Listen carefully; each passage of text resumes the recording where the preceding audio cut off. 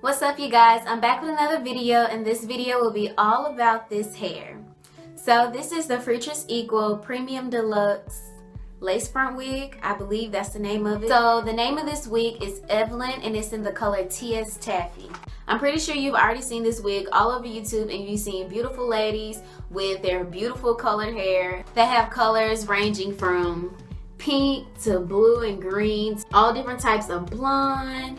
They have purple. I decided to go with TS Taffy because I've been looking for a blonde wig for a long time. And yes, my wig does look a little different from how it came originally, but I'll get into that later into the video. Right now, I'm gonna start off with the specs, and then I'll tell you what I like and what I don't like, and I'll tell you how I changed the wig. So first, like I said, I already said the name, the color. I bought it from a website called Elevate Styles. It was like $30 or so. I had a great experience with them. I ordered the wig on a Friday and it came on a Tuesday, so shipping was very fast. Originally the wig came to like my belly button, but now it stops right here because I did go in and layer, and it is kind of bumped at the ends. So it's pretty long. It is a middle part wig, but it does have a little bit of free parting, so you can part from, I believe, right here to right here. So you have a little bit of free range when it comes to that, and that's one thing that I do like about it. So moving on to what should I do don't or do like. Okay, so what I do like about this wig is the color. I like the length.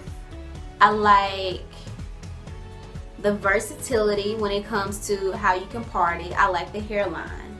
I like the versatility of the wig within itself. You can do a lot of hairstyles with this wig, and I like the part.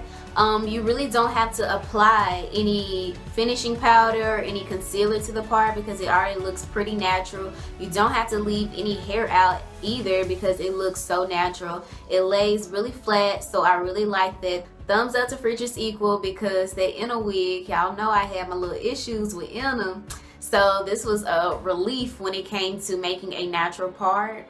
Okay, so what I don't like about this wig, the first thing that bugged me was the texture of the wig. Some people have described this wig as having like a crimp-like texture. To me, it reminded me of braiding hair, not the $1 or the $2 pack, like the $5 pack. Y'all know what I'm talking about. The pack that's like really thick and I don't know, it just kind of feels weird. That's what this hair is like. I believe they did that to try to make it mimic yaki hair, but I just wasn't feeling it because I felt like if somebody was to come up to me and run their fingers through my hair, or just to get really close to me, they could tell that it's synthetic, so I didn't like that. Also, I think because they used that type of texture, it made the hair really stiff. Like the hair barely, if you look at other people's videos, you can kind of tell that the hair doesn't really have any movement. If you look at the picture on the card, you can tell that the hair is kind of stiff. Honestly, the texture is the only thing that I didn't like about this wig because I felt like it made it look unrealistic, and it made it just like a special occasion type of wig. I guess that's why they have so many of the fun colors, because it's like a special occasion type of wig, not an everyday. But you know me, I'm looking for a little everyday wig, so I had to fix that. So what I did was I straightened the wig with a flat iron, and then I gave it some layers. Oh, another thing I didn't like was the density. I feel like the density was way too much at the top in regards to my facial structure. Compared to somebody else's facial structure, the density might be fine, but for me it was too full. So what I did was I went in and flat ironed the wig, and then I added layers. Tips on flat ironing. I use this flat iron right here. It is the Remington flat iron.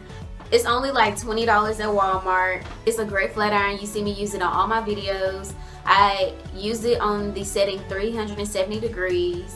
Okay, so if you go in and flat iron this wig, the texture will change, and I was glad about that because I didn't want that braiding hair texture. Don't flat iron small pieces, because if you flat iron small pieces on that high of a setting, the hair texture will completely change and it will look like baby doll hair. Like it will look like your Bratz doll, your Barbie doll. It will look just like that. So what I recommend doing is taking large sections like this, running passes through it, not too much, you know, because you don't want the hair to completely change texture to where it looks like Barbie doll hair, but you do want to get some of those crimps out. So as I get closer, you can tell that the texture has changed a lot prior to how it initially came. I also feel like once you flat iron the wig and once you layer it, it gives it a lot more body. You can tell like this has way more body than it originally came.